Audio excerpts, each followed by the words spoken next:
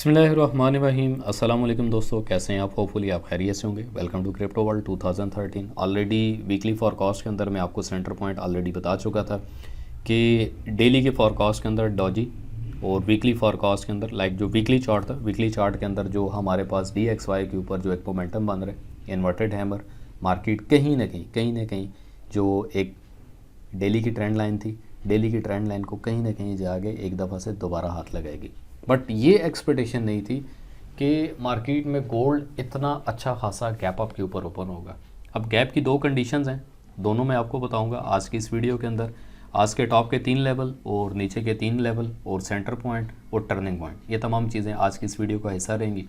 आप अगर इस चैनल पे न्यू है, काइंडली चैनल को सब्सक्राइब करें, बेल आइकन प्रेस करें ताकि तमाम आने वाली जितनी भी नोटिफिकेशन है वो आप तक रिसीव हो सके। साथ ही साथ आप हमारी ब्रॉडकास्ट को भी ज्वाइन कर सकते हैं, जिसके ऊपर डेली वेजेस के ऊपर मार्केट का एक एनालिसिस और मार्केट की सिचुएशन की जो एक अपडेट है वो उसके अंदर की जाती है। सिंपल क्राइटेरिया है, इफ़ यूजिंग एक्सचेंज ब्रोकर तो सिंपली आप अपने अकाउंट को माइग्रेट करते हुए भी इसको ज्वाइन कर सकते हैं। फीस नहीं है, VIP नहीं है, बट एक सॉलिड क्राइटेरिया है, उसको पूरा करेंगे तो ऑटोमेटिकली आप ब्रॉडकास्ट में ऐड हो जाएंगे। सीधा आते हैं जी आज के गोल्ड के चार्ट के ऊपर। आज के दिन गोल्ड के चार्ट के 2 टर्निंग पॉइंट होंगे हमारे पास। 2 टर्निंग पॉइंट इसलिए हैं कि मार्केट में कोई भी जो एक सिचुएशन रहती है, हम उस सिचुएशन पे डिपेंडेंट नहीं रहेंगे, सिंगल सिचुएशन पे डिपेंडेंट नहीं रहेंगे। हमेशा डबल सिचुएशन जब मार्केट में होती है तो हमारे पास टर्निंग पॉइंट भी डबल सिचुएशन पे होने चाहिए।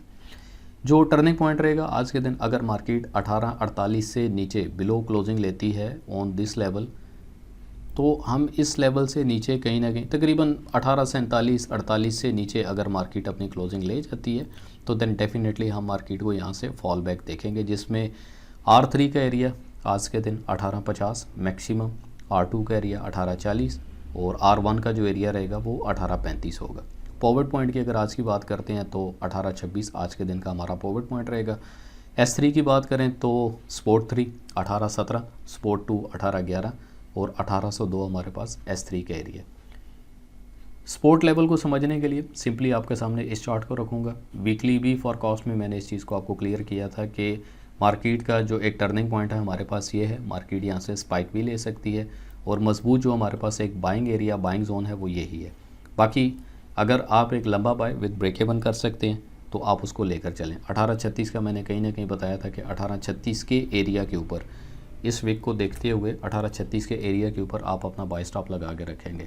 तो बहुत सारे दोस्तों का बाय स्टॉप भी ओके हुआ और जो प्रीवियस बाइंग की ट्रेडिंग थी वो भी आज इस सेक्शन के ऊपर जाके कहीं ना कहीं विद प्रॉफिट आउट होगी। आज की इस वीडियो में एक टिप भी आपको देता चलूँगा कि what is gap, gap actually होता क्या है और गैप काम किस तरह करता है।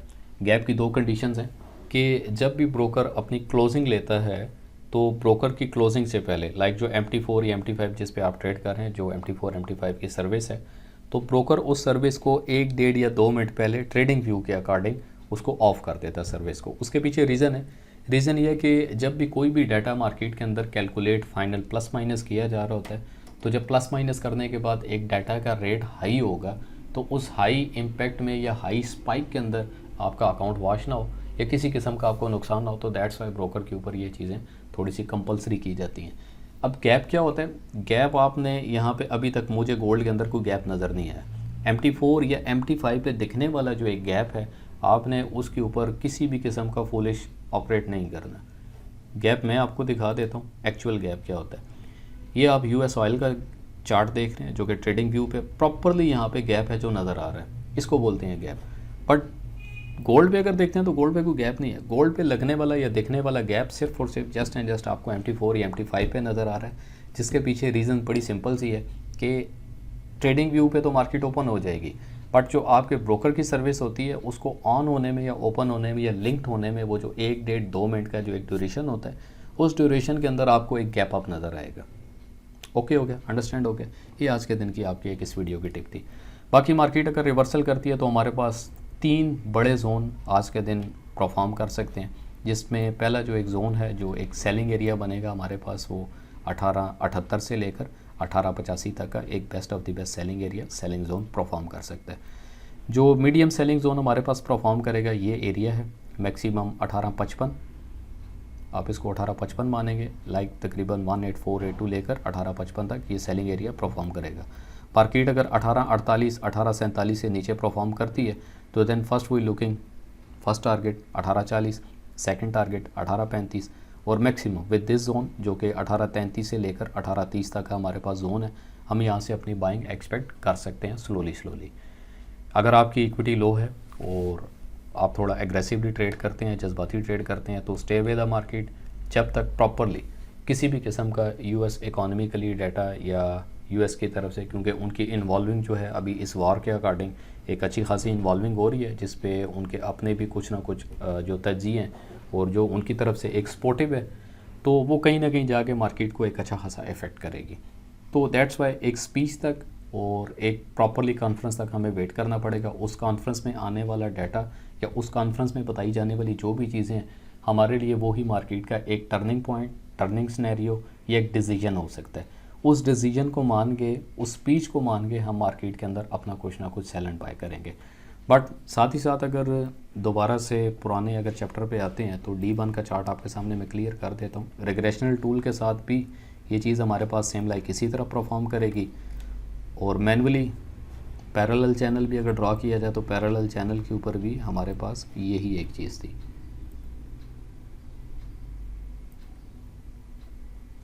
ठीक है, ऑलमोस्ट हमारे पास जो सेंटर पॉइंट है, नीचे से भी देखें या ऊपर से भी देखें तो हमारे पास कहीं ना कहीं जाके सेंटर पॉइंट जो है वो 1863 1860 का एक सेंटर पॉइंट परफॉर्म करेगा, जिसमें विद सपोर्टिव 1856 ये एक आइडिया हमारे पास फुल एंड फाइनल रहेगा।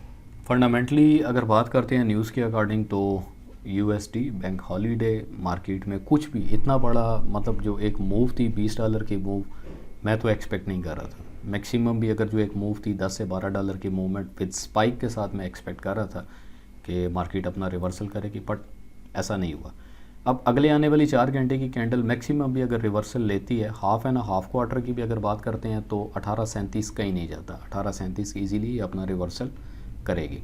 Maximum with level on zone जो हमारे पास 1833 का जोन है, 1833 के जोन तक मार्केट अपना परफॉर्म कर सकती है। सेंटर पॉइंट या पॉवर्ट पॉइंट आज के दिन की अगर बात करें तो 1825.8 हमारे पास एज अ पॉवर्ट पॉइंट प्रॉपरली आज के दिन परफॉर्म करेगा। DXY की बात करें तो DXY भी बुलिश मोमेंटम दिखा रहा है, DXY भी बाई की तरफ जा रहा है। ऑलरेडी मैंने आपको बता दिया था कि मार्केट में ये जो लेवल है ये सॉलिडली और स्ट्रांगली परफॉर्म करेगा। मार्केट जब तक इससे नीचे नहीं जाएगी तो हम कभी भी DXY को एज अ रिवर्सल या एज अ बेरिश मोमेंटम नहीं देखेंगे।